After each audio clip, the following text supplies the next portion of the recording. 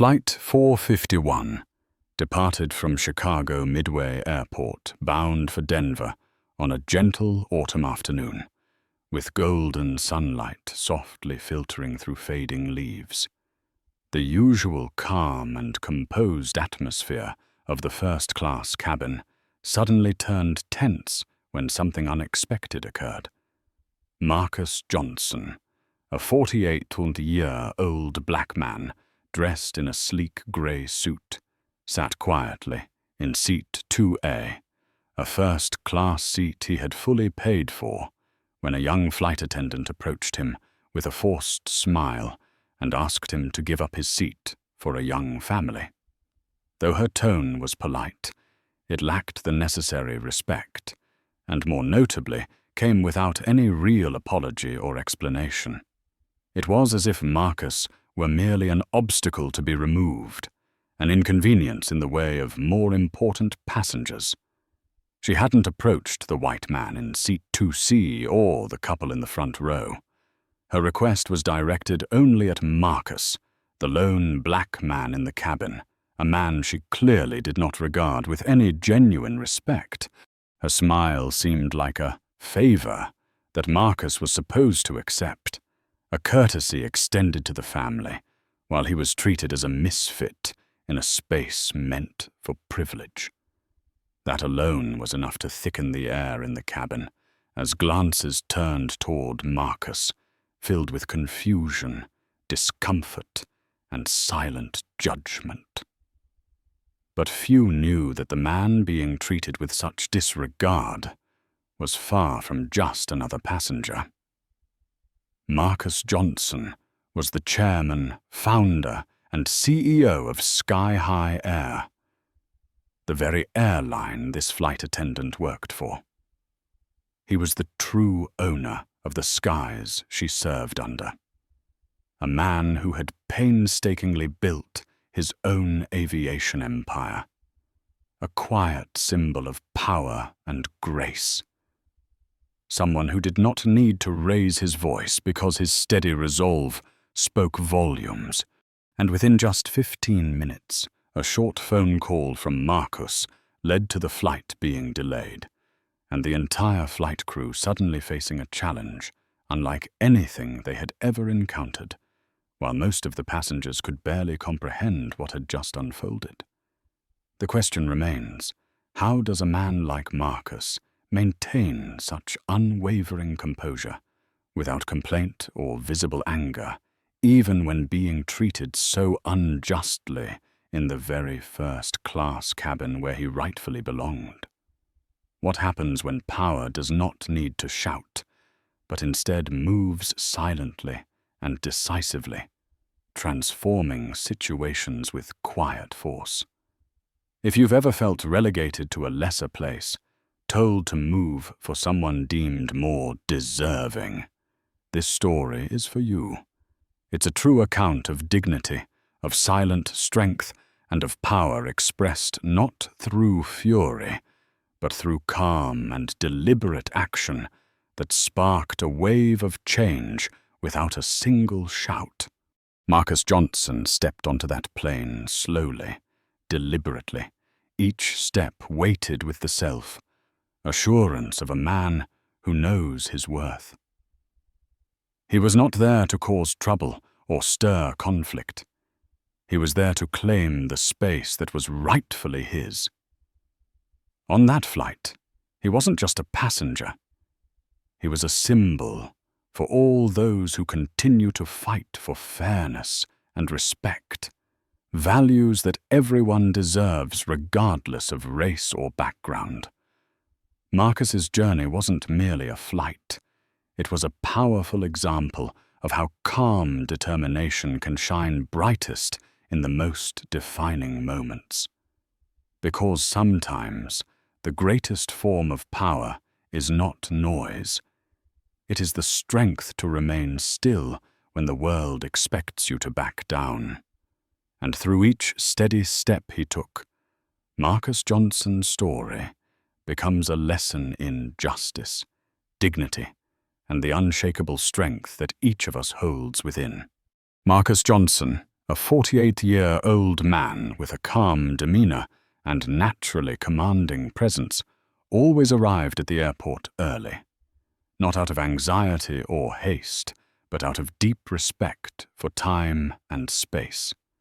He understood that every moment held value, and honoring one's own time was the foundation for being able to respect others. Today, Marcus was preparing to board Flight 451 on SkyHigh Air from Midway, Chicago to Denver. A familiar route, but this time it felt more significant than ever. He arrived at the gate half an hour early, his eyes quietly scanning the airport staff and fellow passengers, offering a gentle salute and polite greeting, blending in as just another ordinary traveler who preferred to remain unnoticed. His footsteps were soft across the jet bridge, the quiet tapping of his shoes on the metal floor echoing faintly, suspended somewhere between tranquility and the silent glow of unspoken authority. Before him was a first-class cabin meticulously designed, with supple leather seats and soft lighting reflecting off polished surfaces, evoking a sense of elegance without ostentation. He gently placed his leather briefcase under the seat, pulled out a small folio, fastened his seatbelt, and prepared for the flight. The composure in his every movement projected a quiet confidence that anyone nearby could feel. Beside him sat a younger white man, perhaps 34, in a T-shirt and baseball cap, who neither offered a greeting nor spared Marcus a glance. Marcus was no stranger to such cold gazes, to that quiet indifference and the subtle undercurrent of prejudice, especially in places like this, designed for the privileged, where he was expected to blend in or disappear. Everything seemed normal on the surface, yet through Marcus's eyes, the injustice hung in the air like a thin veil, just waiting to be pulled back, revealing a far less comfortable truth. As more passengers continued to board, their chatter mixing with the occasional call from the baggage crew, Marcus closed his eyes for a brief moment, took a deep breath, and held on to his innate calm. A flight attendant in a crisp uniform passed through the first-class cabin, but when she approached Marcus, she didn't stop, didn't offer a greeting, not even a glance in his direction as she carried a tray of water. Marcus opened his eyes, said nothing, but glanced at her with a quiet understanding of the invisible barriers and ingrained assumptions that still surrounded him. The atmosphere in the cabin began to shift when a family entered last. The wife paused just outside first class, her eyes scanning the seats before leaning toward a nearby flight attendant and murmuring something. Marcus remained still, silent, his hands gripping the folio as he looked straight ahead, as if preparing for something far greater than a simple seat reassignment. The quiet atmosphere in the first-class cabin suddenly grew heavier as a flight attendant, her short brown hair neatly styled and her uniform crisp, approached Marcus with a thin smile on her lips, a smile born of obligation and pressure, not sincerity or respect. She gently, though not without strain, asked, "Mr. Johnson, there's a family traveling with young children who've been split up in the main cabin. Would you be willing to give up your seat so they can sit together?" Her tone was polite, but carried an almost mandatory expectation. Marcus looked up at her, his gaze calm yet commanding. He asked, softly but pointedly, "Have you asked any of the other passengers in this cabin?" His question was not merely out of curiosity, but a subtle challenge, one that called fairness and impartiality into question. The flight attendant blinked, a flicker of hesitation crossing her face as she answered, "Well, only you, sir, because you're traveling alone." Marcus said nothing further, but his steady gaze made it clear that this selective targeting was not acceptable. The silence in the cabin became so tense it could be cut with a knife. Passengers nearby began to take notice, casting discreet glances at Marcus, filled with a mix of curiosity and unease. He continued in a calm but piercing voice that carried more weight than any raised tone. "If that's the reason, then perhaps you can clarify. Am I being asked because I'm alone, or because my skin color doesn't match the surroundings?" The attendant looked visibly shaken, her smile fading, the confidence in her voice quickly unraveling. She tried to justify herself, though her tone had lost all firmness. "We just wanted to help the family sit together. There's no other meaning behind it." Marcus responded with a cold, sharp look, one that said more than words ever could. "You've already made this situation uncomfortable." His composed yet firm response cast an unnerving hush over the cabin, a silence so stark it seemed to freeze the air. The attendant attempted once more to frame it as a reasonable request, but Marcus remained seated, unwavering. He had arrived early, followed all protocols, and paid in full for his seat. The attendant, now visibly unsettled and unaccustomed to being refused, eventually stepped back, leaving behind a ripple of hushed murmurs among the other passengers. The family took their seats quietly, while Marcus remained motionless, cloaked in a silence that now radiated authority. The tension intensified when a middle-aged man in a flight crew uniform, stiff in posture and stern in expression, approached Marcus. His name tag read David, the flight supervisor, and he walked with the confidence of someone used to making decisions. David informed Marcus that unless he cooperated and changed seats, the flight might face complications, and he could be asked to deplane. Marcus did not flinch. He responded in a calm yet resolute voice. "I have a valid seat and have done nothing to disrupt the flight. Keeping my assigned seat is not a disturbance." The clarity and firmness of his words clearly frustrated David, though he could do little in response. At that moment inside the aircraft cabin, the atmosphere remained tense, saturated with curious glances as Marcus sat upright, silent at the center of attention. Without raising his voice or showing resistance, he calmly reached into his suit pocket and pulled out his phone, his expression as composed as ever, as if he were performing the most ordinary action. With a few swift taps, Marcus placed a direct call to Linda Harris, the Chief Executive Officer of SkyHigh Air, a woman regarded as the soul and mind behind the entire airline empire.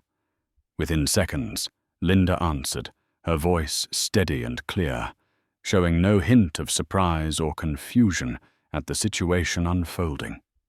Marcus uttered just 3 words, "Delay the flight," and then ended the call. That single command carried the weight of invisible authority, turning what had begun as a simple disagreement into something far more significant. Flight Supervisor David and the rest of the crew immediately sensed the shift in atmosphere. Movement slowed, urgent footsteps came to a halt, and animated chatter gave way to uneasy silence. The flight, originally scheduled for an on-time departure, was suddenly delayed indefinitely.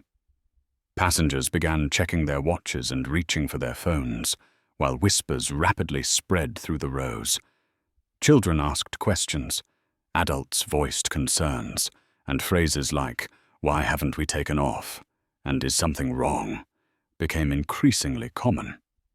Still, the crew offered no clear explanation, maintaining a tight-lipped silence.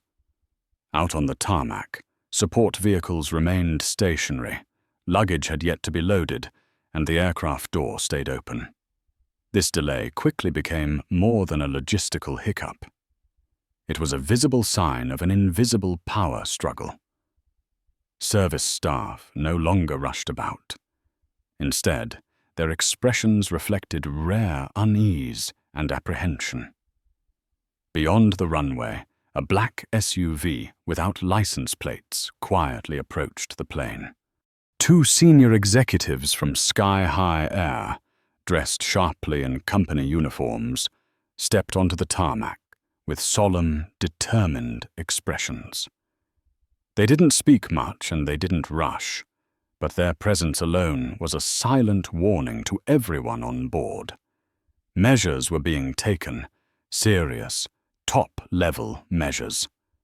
Soon after, a member of the flight deck emerged, dressed in a black suit and wearing a headset, walking down the aisle under the watchful gaze of every passenger. He leaned in and whispered something to Flight Supervisor David, who nodded and immediately reached for his radio. The tension in the cabin tightened like a taut string on the verge of snapping. After a tense period of silent waiting, every eye in the cabin turned toward the aircraft door as two crew members, the original flight attendant and the flight supervisor, were asked to leave the plane immediately. There was no noise, no protest. They exited with flushed faces, awkward and embarrassed, as if the situation had spiraled beyond their control. All eyes followed them, silently judging and condemning the actions they had taken just moments earlier. Shortly afterward, a new team of flight attendants boarded the aircraft, markedly different in demeanor. Dressed impeccably, they moved with professional poise, their sincere smiles and respectful manner evident in every gesture. A middle-aged flight attendant with strands of gray in her hair and warm, gentle eyes approached Marcus and spoke in a tone that was both formal and deeply considerate. "Mr. Johnson, we have arranged several alternatives for you. If you prefer, you may wait in the private lounge reserved for premium passengers, fully equipped with all amenities and services. However, if you wish to remain, we are equally prepared to serve you here." Marcus looked quietly into her sincere eyes, then gently shook his head. Not out of stubbornness or defiance, but because he wished to remain in the seat that had been rightfully his. He needed to occupy seat 2A, the very seat that had been so casually dismissed, to affirm a powerful message that dignity and respect are not negotiable. Behind him, passengers began to understand that this was not merely a dispute over a seat. It had gone far beyond that. Some offered quiet expressions of admiration, while others sat silently, now rethinking their initial assumptions about what was unfolding. The silence no longer felt awkward or confused. It had shifted into reverence and deep respect. Outside the aircraft, airport personnel had already received directives to handle the situation with utmost seriousness. They quickly implemented the revised procedures, ensuring that the crew members who had been removed would not impact the airline's reputation or service quality. Word of the incident spread swiftly within the company, triggering strong responses across departments, especially from the human resources and executive teams. Inside the softly lit cabin, passengers could feel a transformation, not only in the level of service, but in the very culture and attitude of the airline. What had begun as a seemingly minor issue, a contested seat, had now become a symbol of real power, of respect and justice. And all of it had started with one man who remained seated, unmoved, even when the entire world expected him to give up his place. As the plane remained grounded, hushed voices began to ripple from one row to another. blending with the soft sound of phones being drawn from pockets, eyes fixed intently on screens, fingers racing across keyboards to search for information. The true identity of Marcus Johnson, the chairman and founder of SkyHigh Air, slowly came to light and spread rapidly across social media platforms, through videos capturing the moment he was asked to give up his seat and then chose to remain with calm and unwavering resolve. Those images quickly went viral, becoming symbols of dignity and defiance in the face of invisible yet deeply rooted prejudice. Many passengers began to look at Marcus with newfound admiration and respect. Some nodded gently, murmuring quiet words of praise, a silent acknowledgement of his inner strength and quiet resilience. No one raised their voice, but the atmosphere in the cabin had shifted entirely, no longer tense or oppressive, but filled with a solemn silence that carried weight and meaning. Outside the aircraft, airline staff began receiving a flood of reactions, from praise to pointed criticism regarding the initial crew's behavior. Departments across the company held urgent meetings to discuss corrective actions and comprehensive reforms. Other employees sent messages of support to Marcus, admitting that his story had opened their eyes to issues of fairness and how people should be treated without bias. These responses extended beyond internal company channels, spreading throughout the online community that had been following the event, sparking a wave of encouragement for positive change. Marcus, still composed and silent, like a man standing in the center of a storm without being swept away, became a living symbol of dignity and conviction. He did not need to boast or raise his voice to assert power, but simply remained in the seat that rightfully belonged to him, a seat that no one had the right to take. With every glance, every gesture, he conveyed a profound message. Justice is not something to be begged for.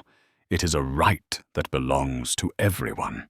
As the plane was finally cleared for takeoff, after nearly an hour of delay, at the SkyHigh Air headquarters, CEO Linda Harris swiftly convened an emergency meeting with the company's senior leadership team.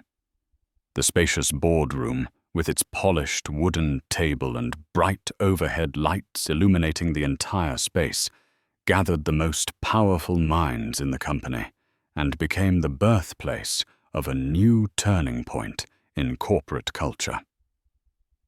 Linda entered the room with a solemn expression, her sharp gaze conveying the weight of the incident that had just occurred. She opened the meeting with a direct statement: "We cannot allow acts of discrimination, whether subtle or overt, to exist within this company.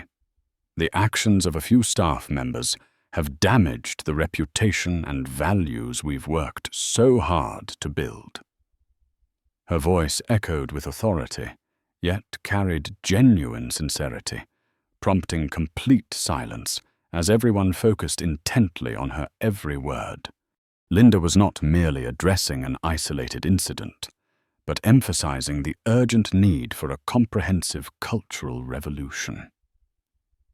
Mark Thompson, Vice President of Human Resources, presented a detailed plan to evaluate and reform internal training programs, including workshops on diversity and cultural inclusion, and clear guidelines for customer service and conduct, especially when dealing with a racially and culturally diverse clientele. He emphasized that this was not only a moral issue, but also a long-term business strategy, as customer satisfaction and employee morale were the foundation of sustainable growth. Another director, Susan Lee, head of communications and brand integrity, proposed the creation of a new code of conduct accompanied by transparent reward and disciplinary systems to promote a fair workplace that values diversity. The discussion was dynamic, But under Linda's guidance, all ideas converged toward a single goal: dismantling invisible barriers, eliminating silent biases, and creating an airline that anyone could proudly call home. The meeting concluded in an atmosphere filled with determination and hope. The leadership team left with a collective commitment to closely monitor the progress of the reform initiatives and to send a clear message to all employees about the seriousness of building a new culture, one where everyone is respected and evaluated based on merit, not skin color or background. In a quiet corner of the boardroom, Marcus Johnson silently watched everyone file out. He knew this was just the beginning of a long journey, a battle without weapons yet full of resolve, aimed at changing perceptions and attitudes throughout the system. For him, real change doesn't come from lofty speeches, but from concrete, persistent, and uncompromising actions. And above all, it starts in those moments when we choose to stand our ground while the world expects us to step aside. The meeting had long ended, and the lights in the conference room had gradually dimmed, yet Marcus Johnson remained seated alone, quietly gazing out the large window where the golden sunset blanketed the city below. The silence no longer carried the hollow stillness of routine work, but became a weighted pause filled with reflection on the changes just set in motion and the challenges that lay ahead. Emails with updates, encouraging messages from team members, and meaningful feedback from loyal customers slowly rippled across the phone, resting on the table, like gentle yet determined waves on the surface of a tranquil lake. Marcus understood that true power did not lie in shouting or imposition, but in the steadiness of choices made even when no one is watching, in the ability to uphold dignity when the world tries to push you aside. It is this silence and persistence that ignite the path toward justice and respect. He recalled the glances of doubt, the whispers among passengers on the plane, the reactions that mixed surprise with admiration as they witnessed a man hold his ground not through force or argument, but through calm resolve and self-respect. He reminded himself that each day, each moment we choose to treat others with fairness and kindness, we are building the strongest foundation of power. This is not merely a story about a flight or a first-class seat, but a symbol for every time we are asked to step back in life, in our work, in our communities. Change does not need to be loud. It begins with the decision to stand firm, with a conviction that cannot be shaken. He also offered a message to anyone who has felt overlooked or disregarded. You do not need to scream or fight with violence to be heard. Sometimes the greatest revolution lies in the simple act of standing your ground, of refusing to yield to injustice. Marcus believed that this kind of strength would echo far beyond any shouted word. Bathed in the warm twilight, he gently closed his leather portfolio, preparing for a new day filled with responsibility and resolve. Others might not see it yet, but a profound transformation was already underway, one that began with a seat not surrendered, a man who did not retreat, and a story powerful enough to inspire an entire generation. True power does not require a loud voice, only unshakable perseverance, and that is the force that changes the world. The story of Marcus Johnson is not merely a remarkable moment aboard Flight 451, but a powerful symbol of inner strength, dignity, and justice that every individual deserves. From the quiet resolve of one man, we learn that power is not always expressed through noise or acts of aggression. Sometimes the greatest strength lies in the ability to hold your ground, to stand tall in the face of pressure and prejudice, allowing that very silence to echo louder than any spoken word. In life, each of us will face moments when we are placed in a lesser position, asked to give up our seat, or made to feel small because of invisible biases. But Marcus has shown that you do not need to respond with anger or loud resistance. With resilience and self-respect alone, you can change the game. His actions are a reminder that respect and fairness must be upheld, no matter the circumstances. If this story touched you, if it inspired you to stand up for yourself and for the values you deserve, press the like button to share that positive energy. Don't forget to subscribe so you won't miss other powerful and meaningful stories on this channel. And finally, leave a comment with one simple yet weighty word: steadfast, as a pledge to yourself and to everyone who continues to fight for justice in this life. Thank you for walking with me on this journey. Remember, each of us has the power to become a source of inspiration for change, simply by choosing to uphold our dignity and stand firm in the face of every challenge. Power is not the loudest voice in the room, but the silent strength of a courageous heart.